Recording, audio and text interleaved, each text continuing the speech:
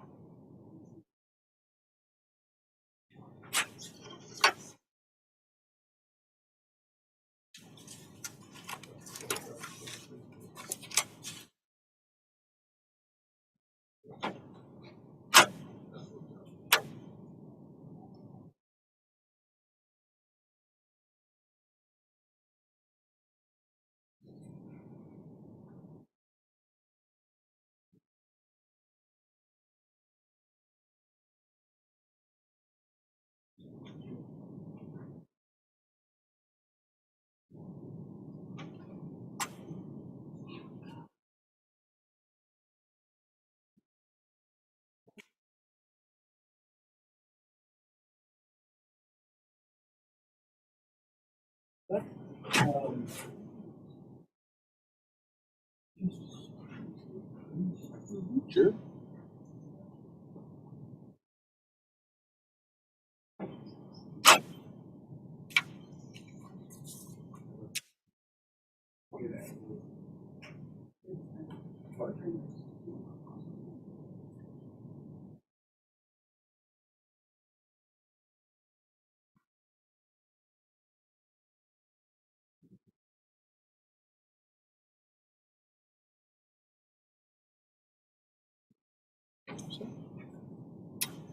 Good afternoon, ladies and gentlemen, and welcome to the July 27th, 2022 BAR Large in-person meeting at the Lenny Krawcheck Room at number 2 George Street. My name is John Robinson. I'm the chairman of the Large BAR. The other members present this evening are Luda Sobchuk, who will recuse for agenda item number 2, James Metters, and Seton Brown. City staff present are Tori Parrish, Lawrence Courtney, and I would also note Nigel Creech, Assistant Corporation Counsel, is here with us this evening as well. For those who are not familiar with the presentation, the order of the meeting will be as follows. There will first be an introduction of a project by city staff to the board and for the benefit of the public. This is followed by the applicant's presentation, which is limited to 10 minutes unless an extension is sought and granted by the chair. Any and all questions of the applicant by board and staff may be asked at that time as well. Any and all presenters on any application should clearly state their name for the record. People affiliated with the project, be they the owners, developers, designers, consultants, or others, should speak during this portion of the meeting rather than in later periods. The applicant's presentation is followed by written public comment. Those public comments have been sent in the business day before, by at least noon business day before, and they have been transmitted to the board for consideration. They are factored into our reasoning and deliberations this evening, but will not be read into the record unless determined that that is necessary by the chairperson. This is followed by public comment for any guests with us this evening who care to speak on any agenda item. Any public member who is here this afternoon is reminded to state their name and address for the record. All public comment is followed by city staff comments and recommendations on each application. This in turn is followed by the applicant's response or clarification period for the benefit of the public and city staff comments and recommendations. This is followed by a board discussion and a vote. At this point, the applicant and public comment period is closed. The applicant may clarify inaccurate information when recognized by the chair by raising hand and waiting to be called upon. I noted at the beginning of this evening that no agenda item has been withdrawn. We only have 3 items this afternoon and 2 actual site project applications. This is a reminder to applicants and the public to please turn off all cell phones or other disruptive devices. And a reminder, particularly for the public's benefit, to limit comments to architecture only. Comments related to zoning, parking, traffic, lot coverage, and livability concerns are not the purview of this board and therefore should not be voiced here. Further protocol for the benefit of our applicants and the public. The applicants have been required to register and submit any and all documents in advance of tonight's meeting. Staff control the slide presentation that has access to everything submitted by the applicant by the required deadline in accordance with the submittal requirements. Please just tell the staff which slides you would like to go to. Public comment. All applications heard today are part of the public meeting format. We are being recorded. We are live on YouTube. These are anything that happens tonight is subject to South Carolina's laws regarding public meetings as well as FOIA requests. Written comments have been summarized and transmitted to board members and will only be read into the record if necessary. When we reach the voting portion of the meeting, board members are reminded that they will be polled on each agenda item. I should be asked if I should be corrected if I've misstated your motion. I will reread the motion. Then each board member is reminded to vote yea in favor or nay not in favor. City results for tonight's decisions can be found at charleston-sc.gov/BAR.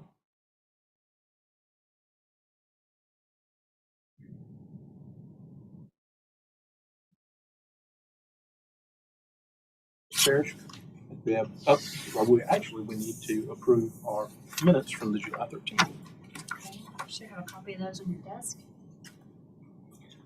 Can I entertain a motion from a member of the board to approve the minutes of our last regular meeting?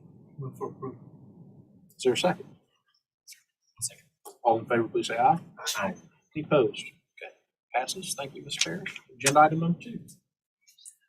Agenda item number 2 is 122 and 124 Cannon Street, requesting conceptual approval for the renovation of 2 existing structures and the addition of 2 new residential structures at the rear of the property. This is new construction in the Cannonboro, Elliottboro neighborhood district 2.5 and in the Old City district.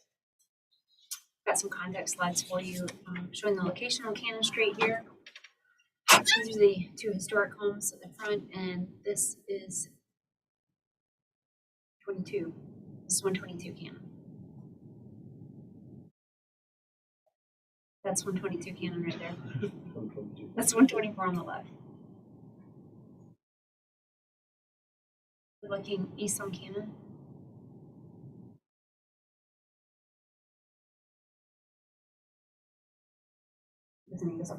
Ms. Jennings, you have the floor.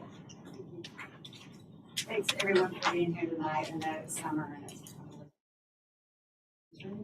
late afternoon. Summer afternoon, so thank you. I'm Ashley Jennings. I'm the architect on the project, and with me tonight is Colin Bulbert representing the owners group. And also we have Bill with us tonight, Bill Eubanks from SGA. He's the landscape architect on the project. So this board has actually seen this project before, but I don't believe everybody that's here tonight saw the application last time. And I believe it was deferred with comments. And so we're going to go through the presentation. I'll try to be a little bit more in depth since some of you may have not seen this project before, but the presentation is geared towards addressing the issues that were brought up at the last meeting. So what you see here is a site plan of the existing 2 structures there. And as you can see, the lot is rather large behind these 2 existing structures. And you can move to the next slide. And this is just once again, an aerial map of the site. Once again, this is 124, this is 122, and this is the lot. And here you can see it in streetscape. Once again, 124 and 122. Next slide, please. These are some shots of the existing structures. Back up just one. And as you can see, 122 is in a more, it's not been messed with as much as 124 has. 122 is right now configured as 3 separate units, and the proposal is to go back to a single residential unit here, which means that we're going to do some work to the exterior to accommodate those changes. And then 124 is currently a duplex. We're proposing to maintain it as a duplex, and we'll also be making some changes to the exterior of the building. The overall intent with these 2 structures is to restore. Next slide, please. These are some images of precedent in the neighborhood because what we're proposing to do is build 2 structures behind these 2 structures. And so these are some images of things that we are referencing in our design when we look at precedent in the neighborhood. And you can see that in all of these, what you see is that you can see a little piece of the building as you look down that driveway. So the building in the back actually relates to the street. Next slide, please. These are Sanborn maps, and this is the oldest map here in the 1902. And as you can see on 124, there were actually several different structures on the lot at one point. One being a really large structure in the back, which was a livery, we think, a stable. And then in 122, there's also another structure in the back. And over time, those structures changed. But there's some precedence for a larger building back there. Next slide, please. So this is our site plan as proposed tonight. And what you'll see on the site plan is some red dashes. It's probably really hard to read on the monitor. But we've done a lot of work. We've spent some time talking to zoning. We've talked to city staff since the last meeting. And the consensus at the last meeting was that the two structures in the back needed to be restudied. And so that's what we've done, and that's what we're presenting to you tonight. In addition to restudying the two back structures, we've also restudied the site plan, and you can see a little bit of the evidence here tonight. So, and since some of you haven't seen this before, I'll just briefly say we are going to provide on-site parking. There is also some remote parking at an adjacent lot. The idea is to create an overall site plan that allows some green spaces between the structures. There is a private pool that's dedicated to 122 Cannon. And in the back, you can see these dashed red lines that were the original footprints of these structures. And I'm going to move to the next slide and let Bill Eubanks tell you a little bit about the landscape. Good afternoon, Bill Eubanks, SGA&W. I don't need to add a whole lot to what Ashley said. We do have the small swimming pool that's only for the use of 122 Cannon. It'll be fenced and gated appropriately for that. We have a gravel or plantation mixed driveway, so very kind of soft surfaces. A lot of the paving will be, we're going to use pavers. We haven't selected the pavers yet, but some kind of a paver around the pool area. The rest of the paving will probably be like a oyster shell or salt void concrete, and then planting that would be very, kind of traditional Charleston planting approach. That's really about it for landscape.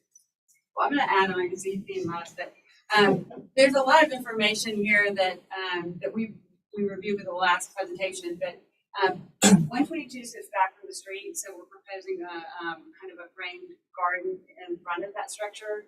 There was an existing wrought iron fence here that we don't believe we can save, so we're proposing a new wrought iron fence here. There's a new gate that screens this driveway. And as I talked about the structures referencing the street, the idea is that this LA then frames the facade of the structure, the rear structure 122 and a half. And then once again, you peek at a little bit of the porch of 124 and a half as you look down this driveway. There is another wrought iron fence here with a solid wall here that screens that parking. This is non-traditional in the neighborhood, the alignment of this section of the fence, because typically they sit at the street. And the proposal here to step them back was because of this solid wall and the landscape in front of them. So the idea is to screen the parking as much as we possibly can. And I think Bill's done a really nice job of working on creating some nice green space on the project. Next slide, please. So this is just a key plan to show you. This is the 122 structure, and we're going to talk about that one first. Next slide, please. So once again, this structure goes from what's kind of configured as a triplex right now to a single-family residence. And one of the things that we want to do in order to accommodate that is to remove a stairwell that's in the piazza, and also there's an actual half story on the back on this little structure that was a dependency at one point. There's a half story here with a little, it's configured as a bedroom, but it's very tiny, and we're proposing to remove that so that this space could open up a little bit. Next slide, please. So other than that, the changes to this structure are really to do a good job of restoring the historic materials on the structure. Next slide, please. And you can see that here. There's not, evidently there's not, when you look from existing to proposed, there's not a lot of proposed changes. Next slide, please. Except for the removal of the stairwell here. But the intent is to restore the materials here. Next slide, please. And that's just the the east elevation of the structure. And can you go to one more? And then we have to back up. For some reason, they're out of sequence. So now we're going to talk about this structure, which is a proposed structure. It's a duplex. It's 122 and a half. Once again, this is the what we have here are two simultaneous images. One being the black being what we're proposing, the red being what was previously proposed. So a lot of the feedback we got from the board at the last meeting was that the buildings kind of appeared box-like.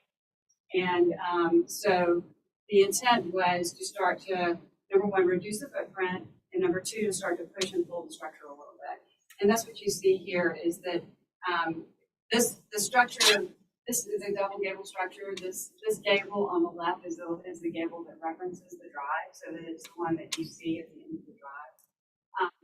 So the intent was to lower the roof in between the two elements, this being the height, what we would call a hyphen typically, and to lower the overall slope of the roof on these two gabled elements, to remove a bay element on the side, and then to push that centerpiece back so there was a little bit more depth there. Next slide, please. So these are the proposed floor plans now. Next slide, please. And these are the proposed elevations. This structure is proposed to be a painted brick structure, and then the hyphen element is going to be sided. Have a wrought iron balcony here. Slide, please. Okay, so this is 124. This is the existing structure in the front of 124. The proposal here, next slide, please, is to it still remain as a duplex, but to remove that stairwell on the piazza, also to remove this the stairwell that was the entry stair, and reintroduce the screen wall on the front of the structure. One of the comments we had was from Mr. Metters last time, and it was to minimize the number of steps on the front and then on the new screen wall, and to introduce them inside the piazza to reduce the scale of those steps, and we've done that as well. Next slide, please.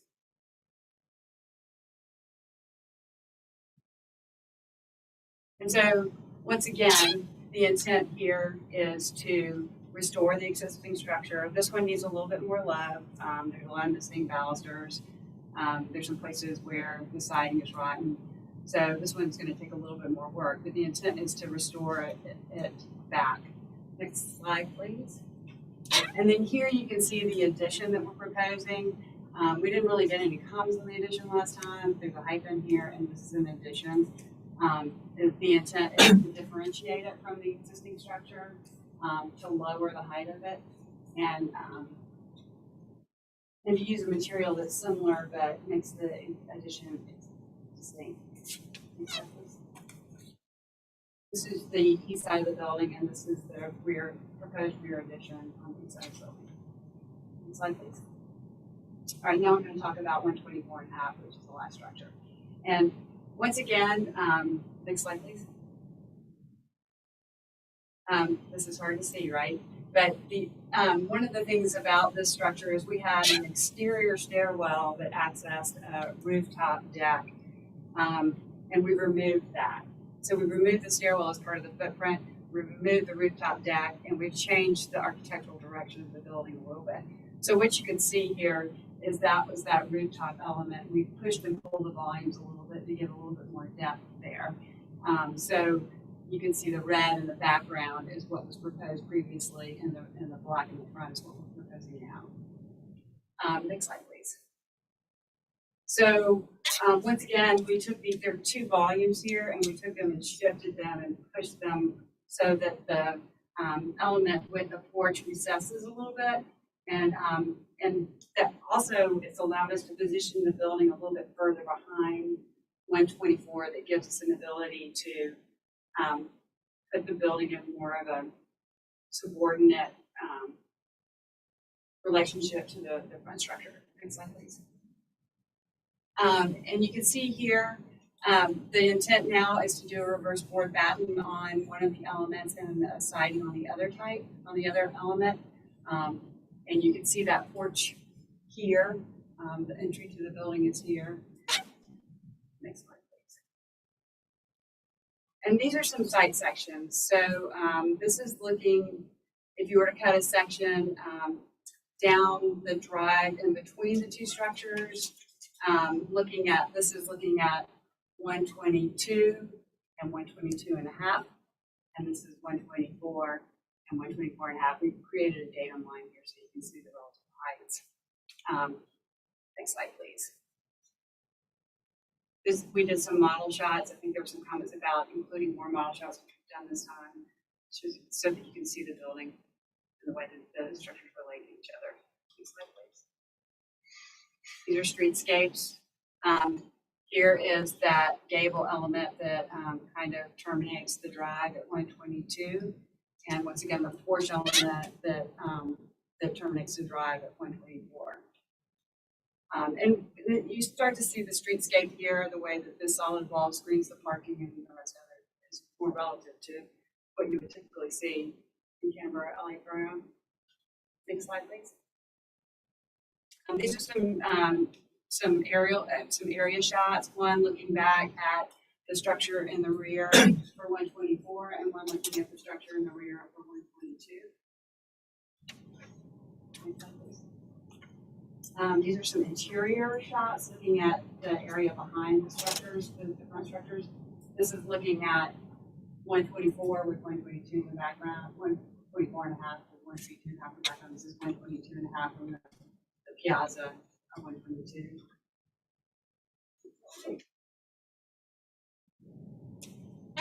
These are some comparisons to show what we had previously proposed and what we're currently proposing. So at the top, you have the previous proposal for 122 for the two structures at 122, and then you have the current proposal. So you can see that we've lowered the overall height of the structure.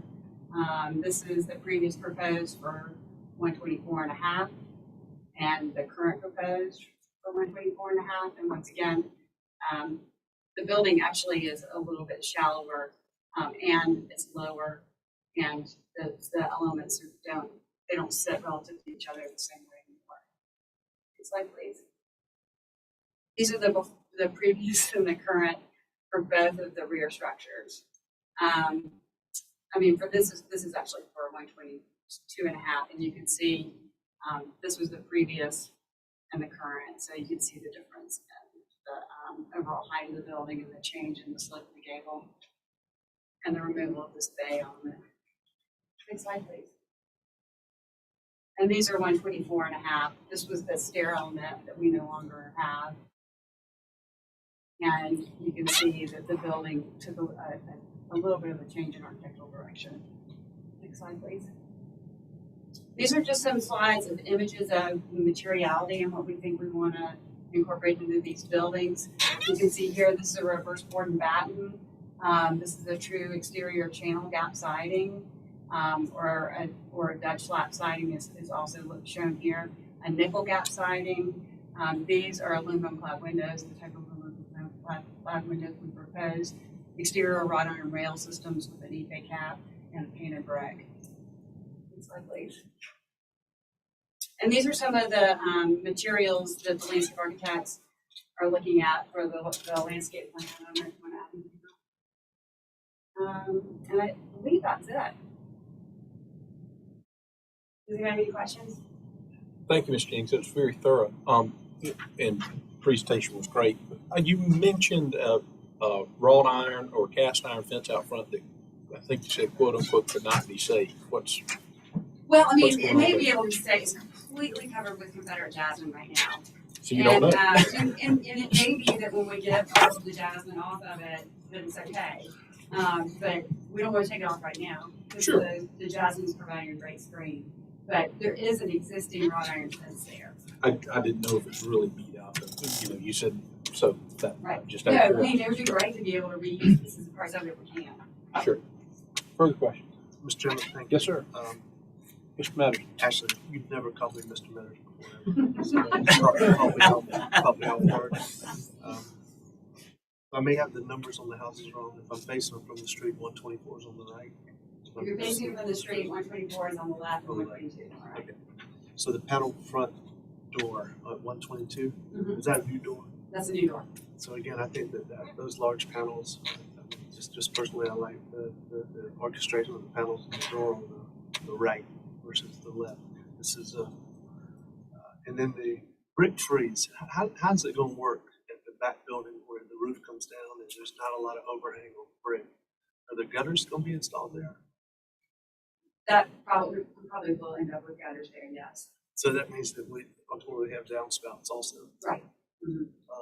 So I think that's going to be an important, it's that advance and an important visually how that's going to work out. I agree. The staircase that gets removed, is that an old staircase? Or was that there when it was originally construction? On 122. They're old on both structures. They're not original to either of the structures, but they're old. Yes. What's the reason for the removal of 122 if it's going to be a single family? Right now, can we scroll back to that? Sure. That's page those 12. Those porches are rather narrow, and if you leave them there, the use of the porch is kind of limited.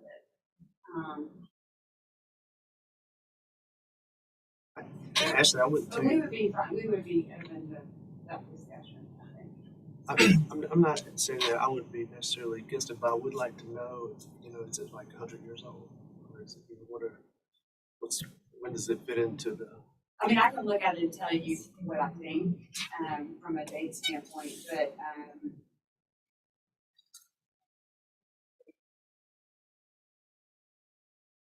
to move forward. Oh, that's a good slide. Going back out.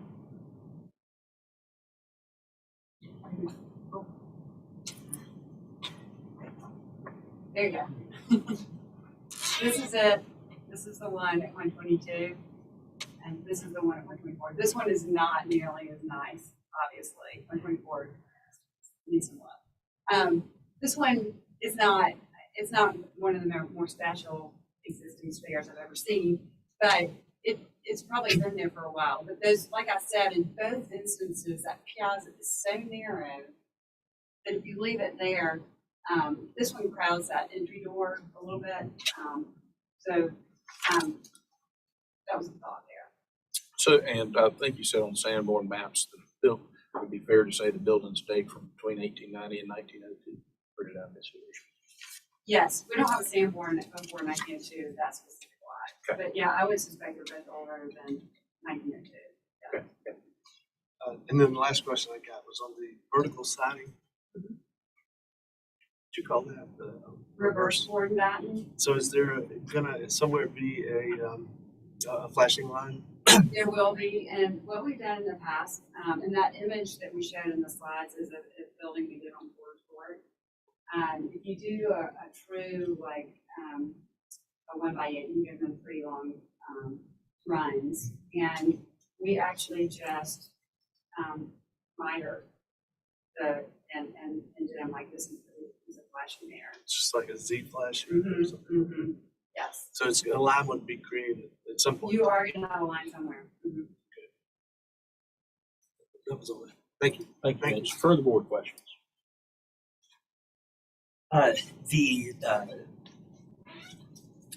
On page 31, there's a visual of 124 with the parking that you mentioned that you're going to have additional landscaping to be able to block the cars from the street.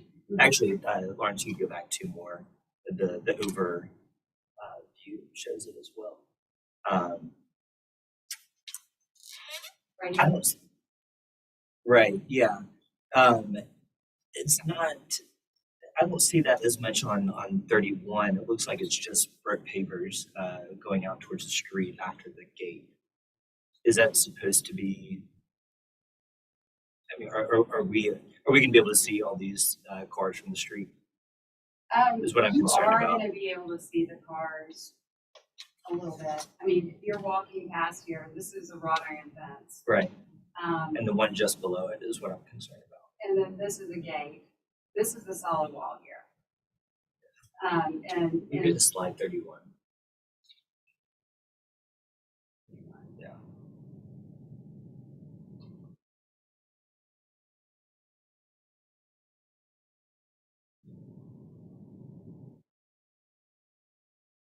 parts coming down there.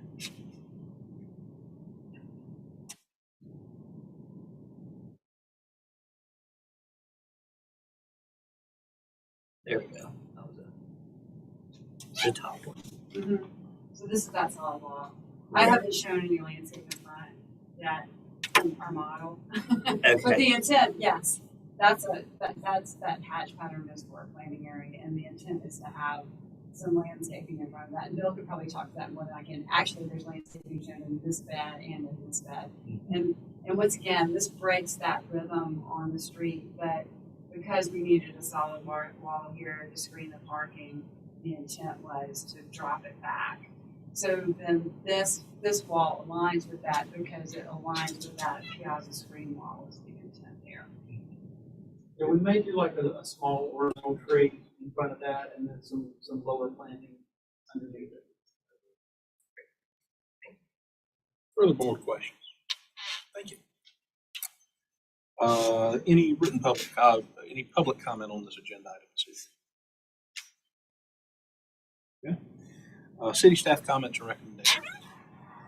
Okay, for one, while the footprints of the accessory structures were decreased in size minimally, steps were taken to improve the massing of each to appear as smaller joined elements. This modifies the overall perception of the size of these structures, as well as how they are discerned from the public right of way. For example, the gables on the structure behind 122 Cannon are similar in width to gables on any adjacent Charleston single house. 2, the site wall at the front of 124 Cannon has been adjusted to be partially solid and partially transparent, with the solid portion helping to screen parking. Due to its setback from the sidewalk, staff's concern over the solid wall has been mitigated. We're recommending conceptual approval with board and staff comments. Thank you, Tori. The applicant has the opportunity to respond. If it's necessary. Great. This is conceptual. So, all right, we'll move on to board discussion and a vote on this agenda item. It sounds like the meetings with staff went really well, and I understand the parking configurations are difficult, but actually I think that the new structures are deferential and complementary in a way that they weren't in the first iteration, and you get that in the scale that they appear to defer to the houses in front, and you just didn't have that. The perception was didn't have that in the first iteration. The issues regarding the gables and the boxiness, particularly in the structure of 124. So this is, in my mind, much improved from the conception. Yeah, I didn't see the first iteration of these, but I appreciate you going above, as the applicant, going above and beyond what was just asked of city staff and even removing the side stairwell and the rooftop deck. I think, as the chairman mentioned, that it's much more complementary to the current historic houses. Anything, James? Just, Yes, sir. I think it's great. I think it's a great project, and I would like to get some additional information, which I know you will, for Rhode Island fans. It's like a little bit of a case study on the staircases, just so we know what we're dealing with. Transoms of the doors, the one on the right side, again, I forget the number now, but 122, the transom, I don't even know if it needs to be there on that one, because it seems like it's against the build tall. And at the appropriate time, the flashing gutter and downspout details at the appropriate time. Very good. Hearing nothing else from the board, no other questions. Can I entertain a motion on this agenda item? Motion to approve with board and staff comments. There'll be a motion for conceptual approval to incorporate board and staff comments. Yes, Mr. Chairman. Thank you, Mr. Brown. Is there a second? Yes, sir. Okay. Mr. Metters, I'll call the roll. Mr. Brown, how do you vote on your motion? Yay in favor. Mr. Metters? Yay in favor. And myself, yay in favor. Thank you to the applicant. Thank you so much.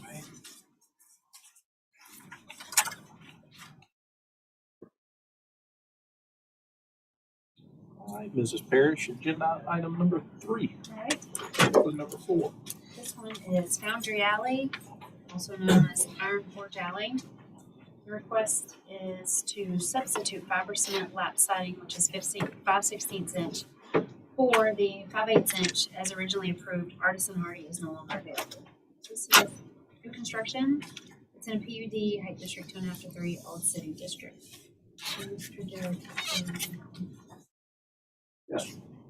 Mr. Jarrett, you have the floor. Thank you very much. My name is Luke Jarrett. I'm the architect of the project with Synchronicity.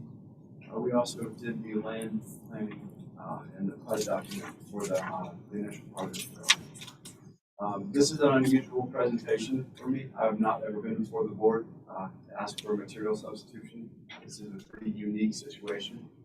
And I think I'd like to preface this whole discussion by making sure that everyone is aware as to our understanding. I've been presenting before the VAR since 2004. And I've heard a lot of times over that period that the VAR is not a precedent-based board, that decisions that are made by the board are with respect to individual and specific properties and projects, and there is no global blanket policy on approval in one area doesn't mean that everyone can automatically do something somewhere else. And I wanted to make that very clear at the outset for this. We are asking for something that, again, in my opinion, is really unique, but it is specifically for this site, and we think that it is appropriate based on some of the items that we're going to discuss. So without much further ado, I can jump in, and this is a great slide to start. So we originally were hired to do master planning for this parcel. This lot. This is between Nassau and Hanover, Columbus and Line Street on the east side. There used to be an iron foundry on the site in the middle of the site. So this is a really big site. It's larger than most of this. The iron foundry eventually goes away, and what we end up is a ring of single-family residences around a very large block. So there's a lot of open land. Our client was able to assemble a good deal of the portions, and they brought us on board to come up with a design to accommodate a program that would give them a specific amount of residential units that they needed to make their program work. In order for that to happen without changing any rules or going around zoning, we would have needed to create a large apartment-type multifamily structure, pretty much similar to what you see all around Charleston. And we thought that was not appropriate, especially for the east side. So we came up with a design that created a private right-of-way, private drive. It was right here through this. We're on Nassau Street here. It goes through Nassau, jogs a little to the left, and then it passes on Hanover Street. And on the interior of this lot, we were able to create 14 fee-simple single-family residences. So instead of someone coming here and living in this development and only being able to rent, they would have the opportunity to make a purchase. And the idea was to increase the density, increase the amount of people using this area, but do it in a way that is traditional to Charleston, which is single-family residences. And also in this PUD, we were able to work with our developer client to bring on workforce and affordable housing, something we're very proud of. We'll see a ton of that. And this was before the MU workforce zoning district even existed when we wrote this PUD. So there is workforce and affordable housing in this PUD. There are 2 workforce units in our mixture. So we've got 5 existing buildings that ring the site, and then 14 single-family residences. Some of them are attached, but on the inside. That was what was in the PUD. Once the PUD was approved, the developers hired Julia Martin, architects, and us to do the design of the building. We divided them up. We did a few of the new ones, a few of the old ones, and she did the same. Came up with some really neat concepts. Those all went through VAR large approval and were all approved. The primary cladding for all of the buildings, all the new construction buildings, is fiber cement. And at the time, working with the staff architect, Hardy Artisan Siding, which is a 5/8 inch thick fiber cement cladding, was a product that was available. Since we've gotten this approval, James Hardy has discontinued the Artisan line. It was never able to be competitive from a price standpoint. Every project that we worked on where it was not included as a mandate by a design review board ultimately did not end up getting used. It was a very challenging product with that in mind. But it's a thicker profile than a typical fiber cement panel, which is 5/16. So we're looking at the distance difference of about that much between the panels. So we have this artist deciding to prove. We've got the client here with us. Sorry, our client, who is the second developer, purchased from the first developer and took the project vertical. So right now the roads are in, the improvements are done, and they are vertical on 7 of the new structures are vertical. So we've got them out there, they're going on. And And so we know we can't get artisan siding, but there is a substitution on the books. There's another company called Boral that makes a product that's also a fiber composite cladding. It's not fiber cement, it's a little different, but it's pretty similar. And dimensionally, it's very similar. And that is one of the options that we were able to substitute for. And then the other option that was a suitable substitution from staff would have been pressure treated wood siding. So those were the two options that we were looking at. Our client's been working to get that Boral product, but can you give us a brief description of that, please? Yeah, I've been working with our local distributor since April. Not been able to change. That was updated as of today. Still.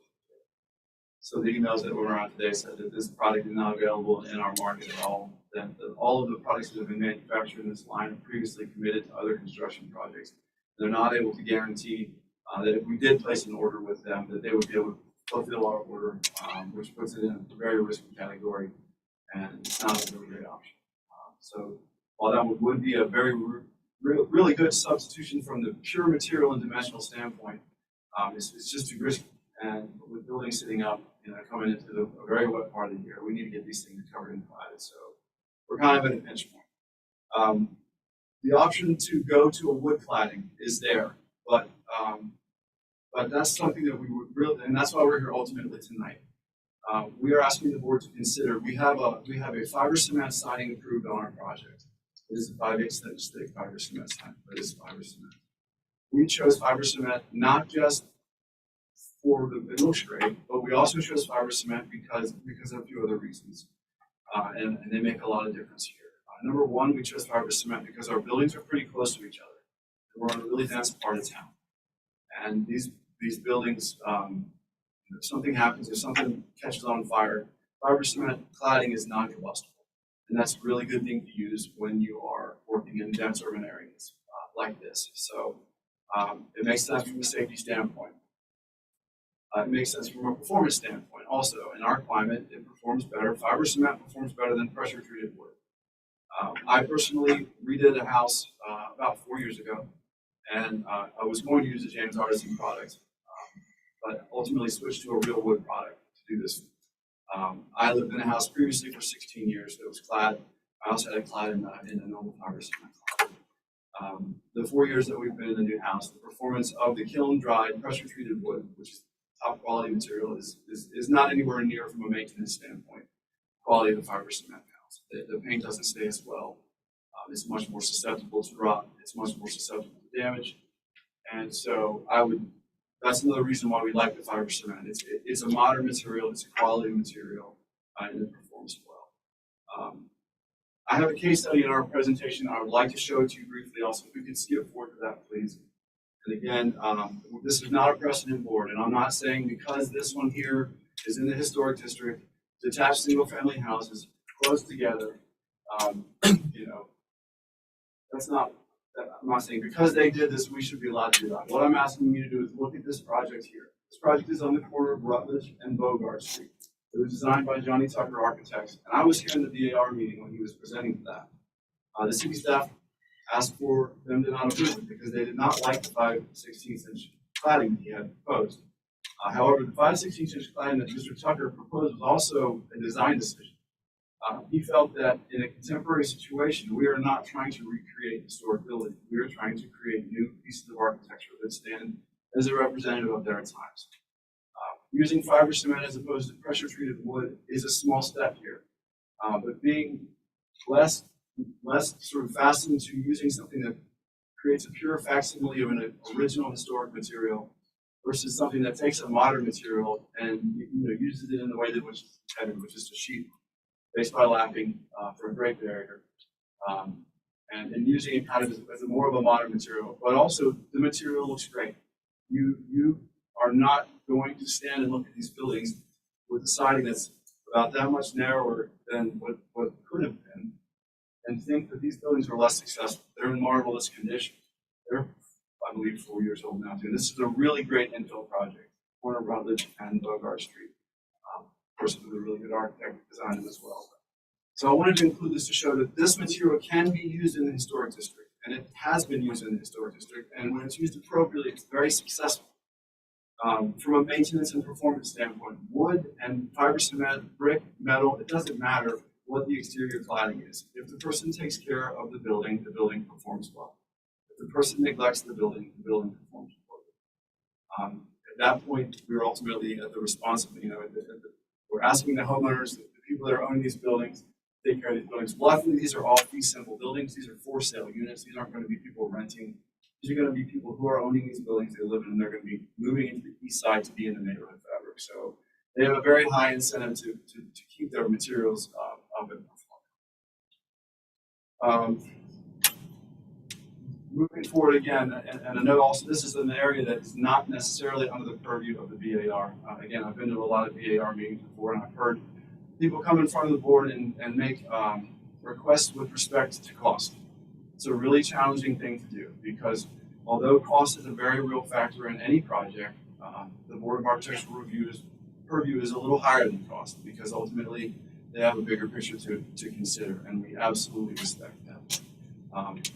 Again, but this project has some specifics that we think makes it a little bit different. There is workforce housing in this project, and the increases in costs that we're looking at, if we are to go to wood versus using a 5/16 inch cladding, which in our opinion performs extremely well and looks good, the material cost is 5 times higher. We've got some documentation for that from Mr. Barber as well. We've gotten quotes from different manufacturers, but the wood that we would be using would be absolutely significantly higher cost. Now again, I'm not saying that is the reason why we should be able to use a different material. I'm just saying we would please request that the board consider that and consider that workforce housing in downtown Charleston is something that is very rare and challenging. And it's extremely difficult as it is. And a boost in the material cost is going to make that even harder to deliver to the workforce. So that's another option. Then if we could jump back to the first slide, please, I'd like to just point one more thing out.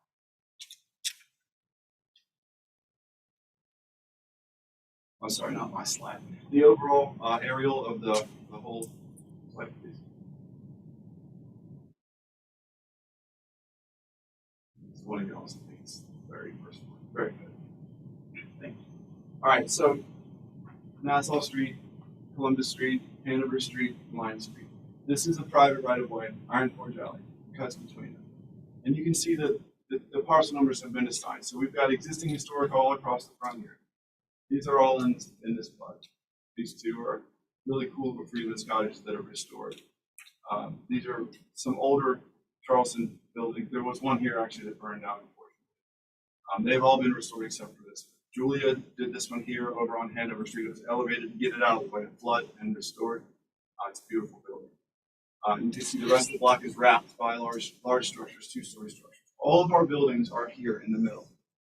All the buildings that I'm asking you about for these cladding, they're wrapped by other buildings. There is no way to get close to these buildings from the public right of way. Anybody that's looking at any of these buildings will be doing so from the sidewalks over through gaps in the existing buildings. There's a lot of foliage and vegetation. So I don't want to lead with this by saying, hey, we're so far away from the public right of way that it doesn't matter. It does matter. I think it does matter. I'm making the case that we can make 5/16 inch lap-sided buildings beautiful, just like Mr. Tucker did. But I would ask the board to please consider the fact that they are a good distance back from the street, and that would even further reduce the ability of someone's eye to detect a deviation material that is about that. So that is our unusual request. I really appreciate you all hearing us out here. We're extremely interested to hear what people think. We do not suggest that this cladding be something that is used all over Charleston. I would absolutely not think that it would be appropriate under very many circumstances. But in our particular situation, where we have a fiber cement approved that is unobtainable, based on supply chain difficulties and all of the struggles that we've had coming through the pandemic, every builder is dealing with this, but this one's hit us really hard. We'd like to be able to continue to use fiber cement. It's a great performance material. We think that it's going to perform better from a fire standpoint. It definitely will perform better from a fire standpoint as a non-combustible material. And again, that was when we were writing the PUD, working with the fire marshal. to get density that we were asking for, that was something that they were really interested in. If we're in a PUD district, but if we were in any zoning other than residential, we would be in a de facto fire zone. We were required to use a non-combustible material.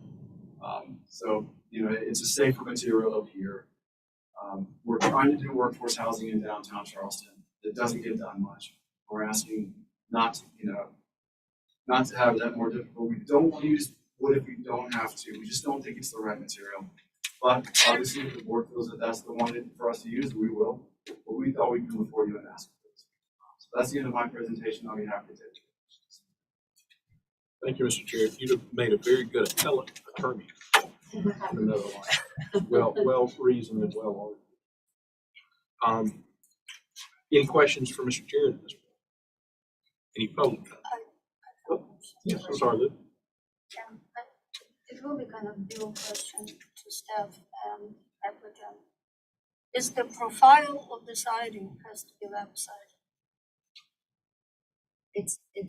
That's what's in, we almost did a comment about that. In fact, I took the comment out because it's drawn as lap siding, but, in talking about a material change as far as the profile, it really does open up maybe do we talk about the profile to a different material? Instead of lap siding, it's some of their profile material. Well, because Cardiff has different profiles. We have that straight edge, Dutch style and things like that. And that could maybe mitigate the 5/16 versus, different shadow line and things like that, and still using the fiber cement. Yeah, it did. In some of those, if we're thinking about the same materials, you get less shadow line width, but you get thick material, but you get less shadow line. So, yeah, it's the reason I took the comment out. In the same time, this is a new buildings which can and probably should differentiate in the delineation of the cladding and things like that from the historic buildings around. That's kind of one of the approach could be. That's just kind of my question, to stay with fiber cement, but maybe considering changing the profile.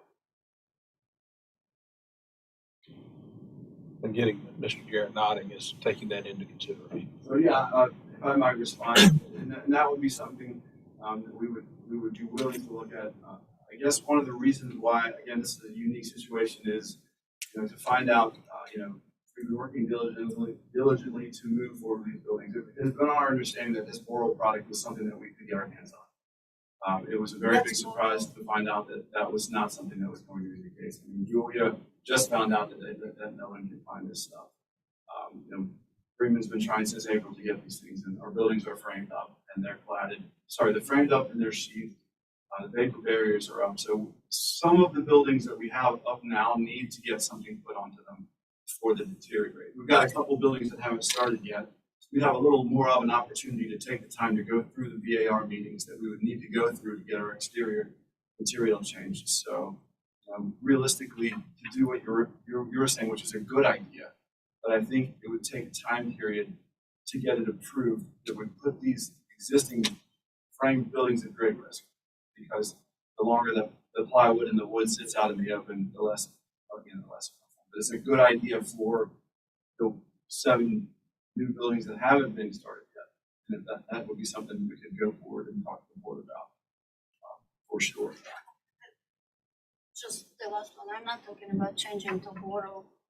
Cardiff has quite a few profiles. Sure, like would you mean like a board and batten or a different configuration of the same? Yes. Thank you very much. Further questions for Mr. Jarrett? Oh, you do have some. Okay, very good. Public comment. Okay. And I just want to say, this would have been received by you all yesterday, but as we shift, we have a new agenda tech, and she is amazing. And as we shift some responsibilities, this did get overlooked, but it was submitted prior to the deadline. Okay. This is from Mr. Andrew Gold, 21 Capitol.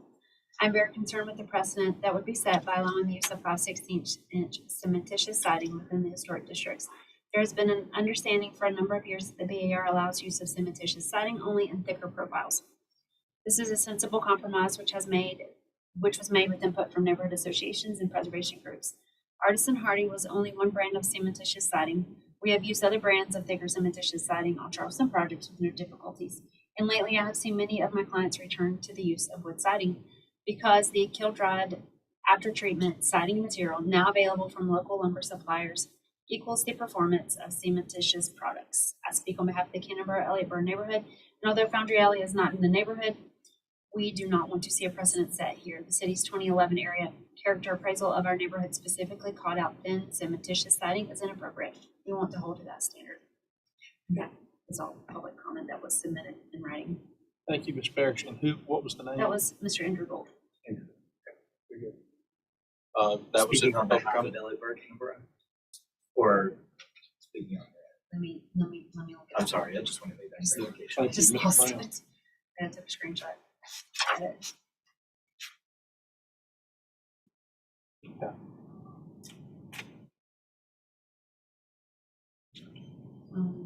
It sounds like in the beginning it's I. But in the end, he says we do not want to see, so I think it's coming from him rather than Zena.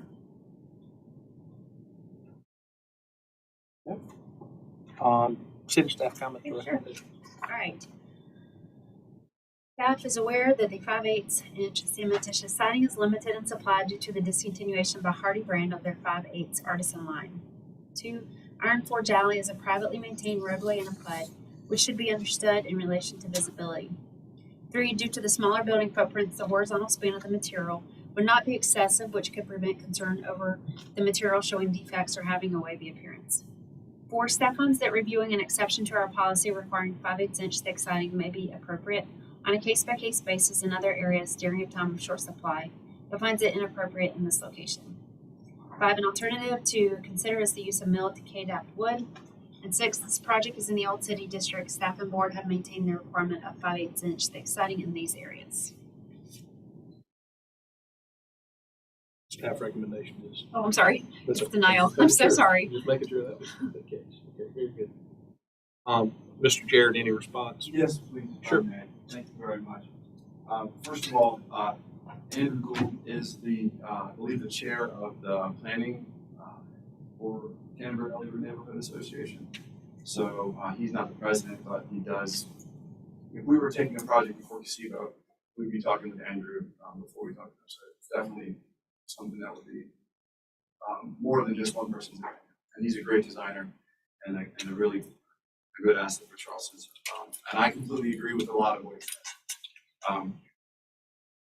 We wouldn't want to set a precedent. Again, I can't stress this enough. We do not want to set a precedent for this. There is no precedent in the DAR. The board has been very, very clear about that over the years. We will choose and make decisions based on the facts, individual facts available at that time.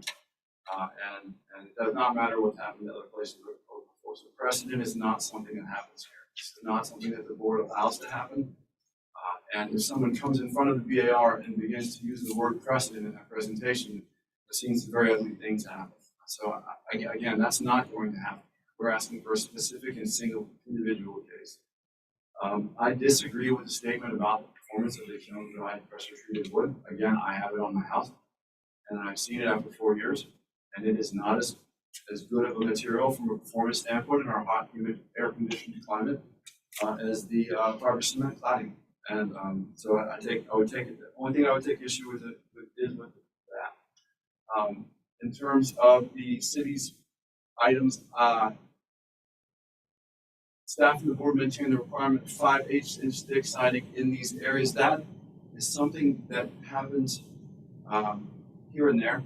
But there are plenty of buildings that are constructed recently in these areas that are made. I gave a precedent study of one. There are some others too.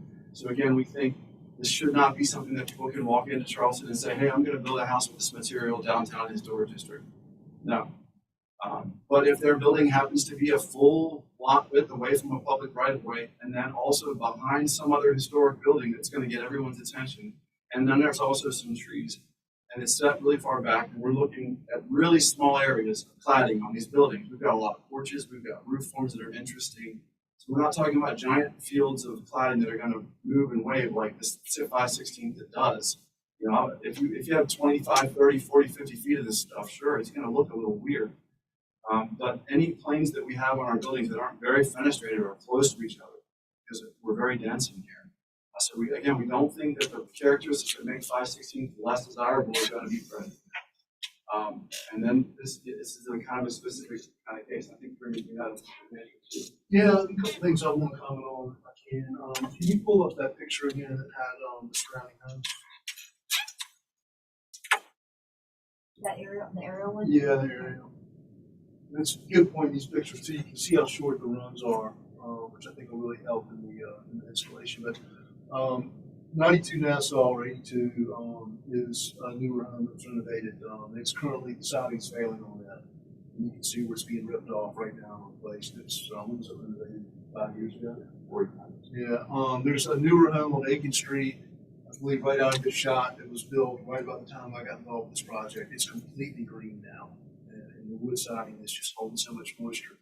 And I know this is out of the district, but 1 block up, there's some really good looking stuff on Nassau. Toward the line now, out of the ARs. But if it's done right, you don't see the weight effects. And it's really hard to differentiate. There's a board and batten on one of the homes right here. There's a 5/16 product, and these homes are based with 5/16 product back up the property too. And lastly, I wouldn't have gotten involved in this project if I thought that I had to use wood siding on it.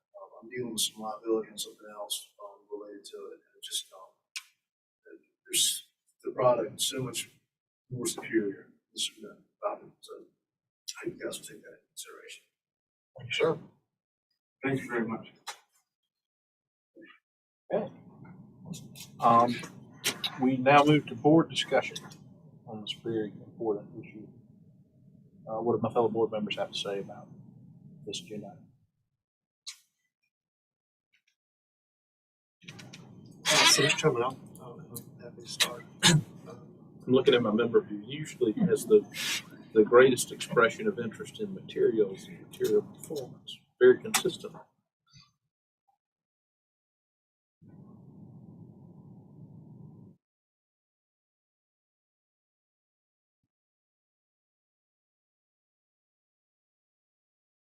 Look, I appreciate you bringing up the precedent issue. I don't ever bring it up because it is not an issue for me. With anything that I have been involved in on this board, nor will it be moving. I don't think that the 5/16 is appropriate. I think it should be 5/8. And that's all I have to say. Thank you, Mr. Manners. Further board comment? This one does not give me a lot of heartburn. I was looking through the city staff comments, and I think the applicant and agree with the applicant that if it's very limited view from a right of way, that's a very practical consideration. Unfortunately, maybe we could have spent some more time there. I guess if a board member raised a question about it, we can go back to the slides of what you see from what elevation, given that these are on the interior of the lot and it's a private right of way as opposed to public right of way. So I don't think this use or this request for an exception to what is not a precedent, but has kind of been a standard, certainly in terms of materials and what the national standards say. So in this one limited use, I might be inclined to grant it, but I'm glad to hear what the rest of the board has to say about that. Further board comments? I think I said my comment already. I just noticed that 5/16 looks kind of plasticky. That's part of the reason that personally I would try to change the profile and design.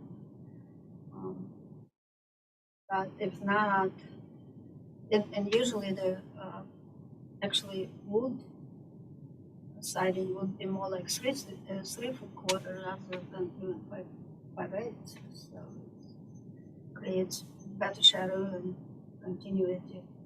But then again, I think what staff is stating here is regardless visibility or not, we're in a district which has to be consistent with the policy and procedures. Further board comment, Mr. Brown? Yeah, Mr. Chairman, if you wouldn't mind if I could ask a question just to Sure. follow up. You mentioned earlier that you would have shared, if this project was in Elliott Burke, Hanover, you would have shared it with the community or the neighborhood association there. Did you approach the East Side Development Group about this? For the material Yeah. that change, we have not. We work very closely with the East Side to get the flood and the architectural review for the project. But in terms of asking about this one now, we very recently became aware that we've been trying to get this cladding this whole time, and finally it became we have to decide right away: do we go to wood? Then we can. We have to get the wood milled for these projects. It's not like we can just look at it. Sure. So we're kind of pinned into a corner, and in this one now we have not asked specifically for them to look at that one again. So if this was deferred to the next meeting, would the applicant have the opportunity to do some research on what Luda was suggesting earlier? Is that an appropriate timeline? It doesn't eat too much into the number of weeks that the project could go into in the rainy season.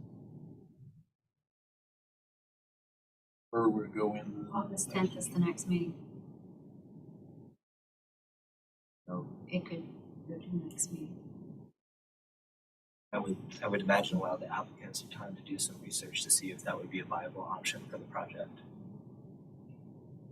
And then if not, then could come back to the board and continue to request, and then we can advise at that time.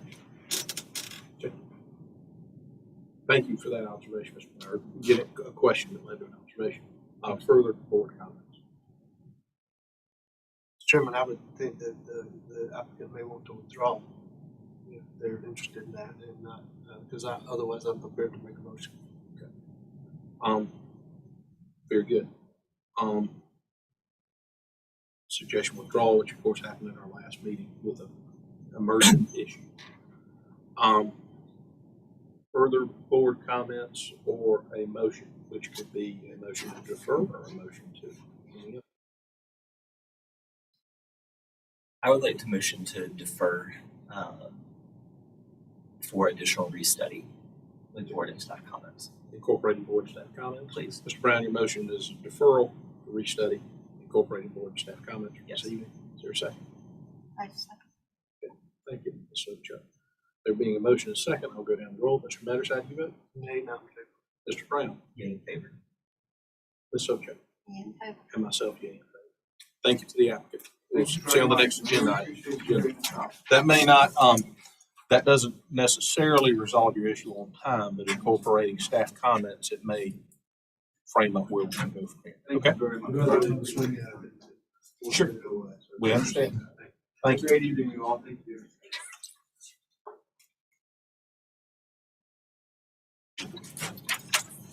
All right. Okay, agenda item number 4 is a signed policy statement restudy that we about the last few meetings. I briefly spoke with staff before our meeting, not in, it can't be shared publicly. And they had hoped that, for those of you who don't know her, we have Assistant Corporation Counsel Magali Creech with us this evening. Pleasure having her with us. And because of the nature of the new signed policy statement, I would request or entertain a motion to go into executive session. Make motions. Okay, and a second. Thank you, Mr. Brown. That is Mr. Metters, seconded by Mr. Brown. All in favor say aye. Aye. Any opposed? Okay, let's give a minute to. Do we want to go to the other conference room? Sure, that's fine. Just Take a second. so we're not, yeah.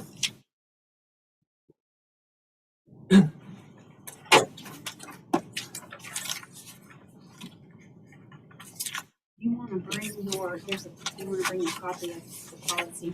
That's right. It might be helpful.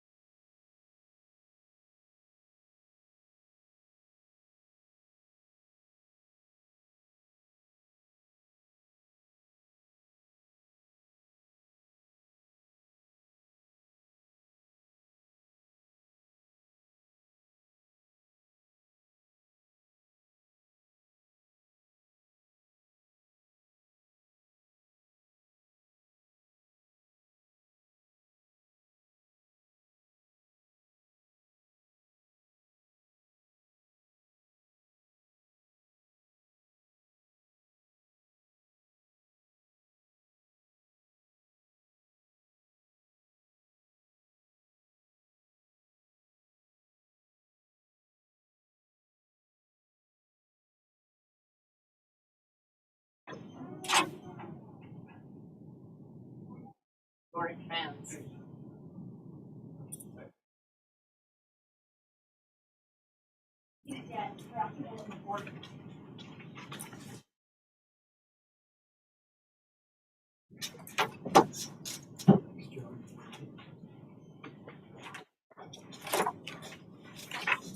Absolutely. Let's do. And as we've left executive session, we are now back on the record at the BAR large meeting. Who is viewing this material now or later out of executive session at 6:58 p.m. for purposes of taking legal advice, and voted to leave that executive session. And at this time, we need to entertain a motion to withdraw agenda item number 4 this evening. Motion to withdraw item 4. Thank you, Mr. Ryan. Second to that motion. Mr. Metter seconds. All in favor, please say aye. Aye. Any opposed? Okay, passes. Any further business before the board or anything that is good for the order of the board before we adjourn? And Mr. Chairman, I'd just like to say it's a privilege working with you. So thank you for your time. Same feeling is Same mutual, and thank you again to Magley Creech for joining us and ably assisting us with the important matters this evening. Hearing nothing further, can I have a motion to adjourn? From Ms. Chuck in a second. Any opposed? Okay, we're adjourned. Thank you all for your patience this evening. Nice to meet you too. They can do.